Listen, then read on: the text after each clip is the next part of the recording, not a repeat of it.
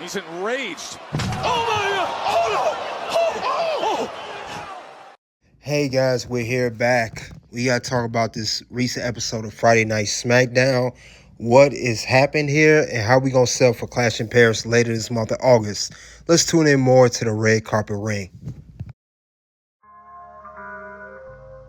If you come at the king, you best not miss. Acknowledge us. Hey guys, we're here at the red carpet ring. Turnbuckle King in the building. We'll talk about WWE SmackDown after Summerslam, the SmackDown recap. You guys get the likes as we come into the ring. We're going to talk about this most recent episode of SmackDown. Now, we know John Cena. He is fresh off the one of the best matches of his career. His last SummerSlam he had where he defended the WWE title against Cody, which he lost, but he put on a great performance as well as Cody. He came back, and John Cena is in pure 100% babyface form. The reaction from the crowd, the reaction from the WWE people, announcers, everything. And now he talked about that. He was interrupted by Logan Paul. Logan Paul is not buying what John Cena is saying. He said he had respected him at one point. Now he doesn't. And it seemed like those two are going to end up having a match.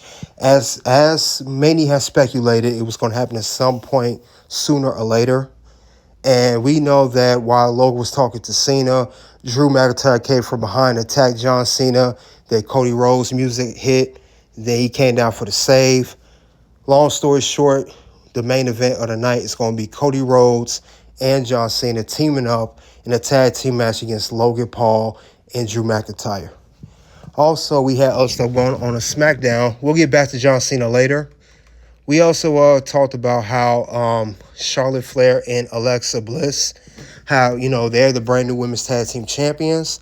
Now, Charlotte Flair told Alexa backstage prior that she had a surprise for her once they got outside in the middle of the ring. It was a birthday cake. It was Alexa Bliss' 34th birthday, which was the day after, that Saturday after Friday. And she, wanted to show out. She had her name on the cake, had Alexa Little at the bottom. There's still that self-conceited Charlotte Flair. Now, she brought out Charlie, which is similar to the Lily doll that Alexa has. This was given to Charlotte Flair years ago, while she back on Monday Night Raw when Charlotte was the champion. She brought that back, and before they get a hug, we saw Chelsea Green Hervis come out and interrupt. There was a match, Chelsea Green versus Charlotte Flair. Charlotte Flair, as usual, gave Chelsea that work. 1, 2, 3, defeated Chelsea. She even got her with the cake in the middle of the ring. Chelsea tried to be sneaky, hitting Charlotte Flair with the cake. And Charlotte Flair and Alexa Bliss got Chelsea with the cake, and they ate the cake afterwards. So that was good for those two, the end of that segment. We have some backstage segment as well of Tiffany Stratton. She's still the champion. Jade Cargill said, "You may have got me last time, but next time you want." Said the story will be different, but Tiffany Stratton said the outcome will still remain the same. I'm still going to be champion. Now, we did see Julia and her lawyer, Kiana James. They talked to Jade Cargill, gave a card, what they should do. And Michigan took the card from Jade Cargill. I guess Michigan's going to be the next challenger for Julia's Women's United States Championship. Now, also, we had a match. It was a tag team match. It was Solos, his boys, the MFT. You had Tyler Tonga and you had JC Mateo. They was in the tag team. They did their thing in the match. They was in dominant fashion, and they ended up beating the Motor City Machine Guns in the tag team match. Now, the MFTs won in dominant fashion. They got the pinfall victory. Meanwhile, Solo, he came out talking his stuff, talking about how the MFT is going to be next in line to get the tag team championships. But he said, meanwhile, while he is still the United States champion, beating Jacob at SummerSlam, there's nobody that can challenge him. Now, the show was in Montreal, Quebec. That is Sami Zayn's hometown. He came out, much to the fans' surprise. Nick Aldis brought him out. They had a match. It was a non-title match. Sami Zayn defeated Solo with a roll-up. So I don't know if Sami's going to be teased to be the next challenger for Solo's title, or that was just a hometown thing. I'm thinking it's just a hometown thing. I don't know, but we gonna see. Because we know recently Karrion Kross, that was his last feud. He beat him.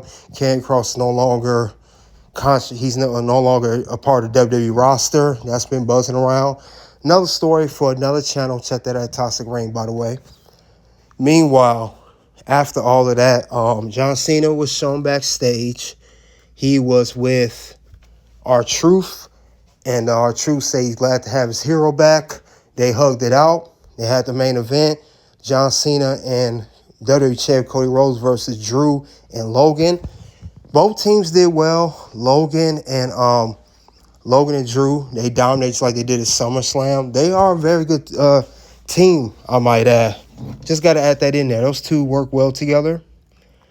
Either way, they did well, and we know that this is the teasing up, and it came down to, even though it was a tag team match, it came down to it end up being more of Cody and Drew going to have a rivalry and Cena and Logan going to have a rivalry. So it came down to that. And Drew McIntyre made a statement. He Claymore Cody Rhodes outside from the under the announce table, and he kicked his head straight through. And that was good. Now, the way the match ended, I want to say, the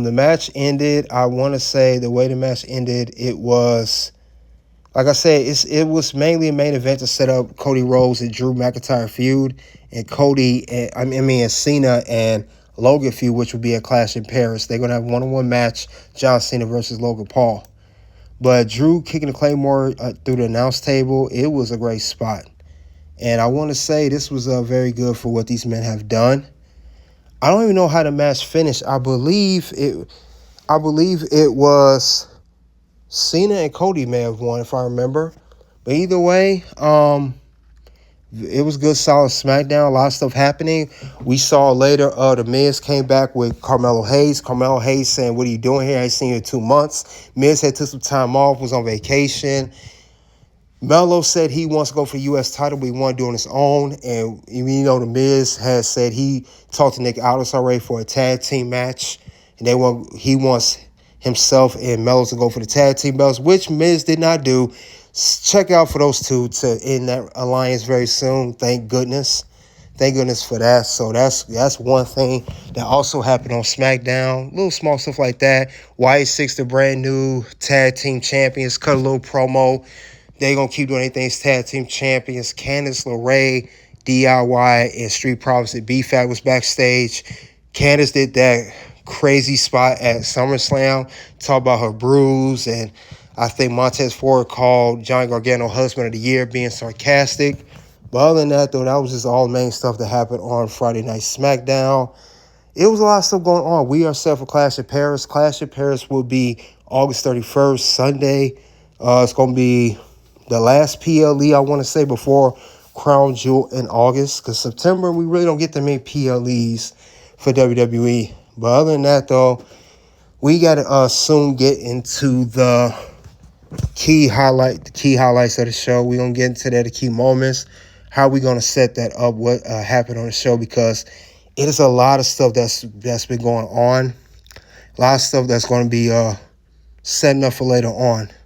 So with that being said, I'm going to get to the key moments right now of what happened, because WWE, they go in one gear, then they go into the next. And with SummerSlam, now we're going to set up for Clash of Paris. Now, the key moments I saw here was John Cena is a full-fledged babyface. So is R-Truth.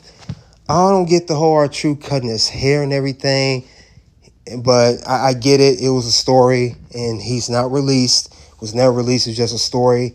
But it's good to see Cena back. He had a failed heel run as a whole. Could have been a little bit better. But also, it's setting up. We got Logan Paul one-on-one versus John Cena. First time ever. This will be the first PLE John Cena is going to be in where he is not the WWE champion. So this is regular John Cena. And he's a babyface again. And this is to complete his tour. But We're going to see how this going to turn out. I think they're going to put on a great match. Another key moment of the show, like I said earlier, Drew McIntyre wants to be the WWE champion again. And he's going to do that by making a statement on Cody Rhodes like he did. Now, may not be the most popular opinion. I see Drew McIntyre being the one to defeat Cody for the WWE Championship in the near future. I'm just saying. Also, this whole Tiffany Stratton, who is going to be her next challenger? Does Jade Cargill continue to chase her for the championship? I'm trying to see. She has no opponent. She's defeated Nia Jax, Charlotte Flair, Jade Cargill, Bayley. She's defeated a lot of people. She's been champ for 200+ days. I'm just saying.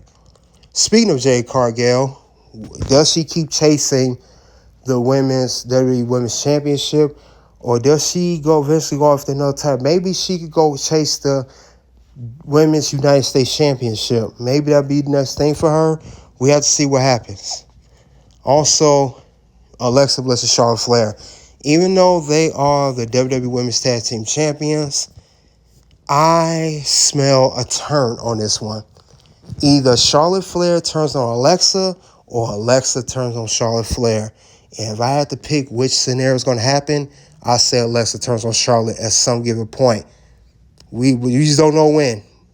I will give this show a 4 out of 5 for this week of SmackDown. It's a great show after SummerSlam. They definitely got some feuds in line.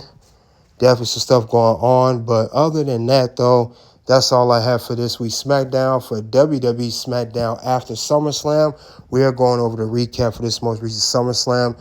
You guys let me know what you think of this week's SmackDown.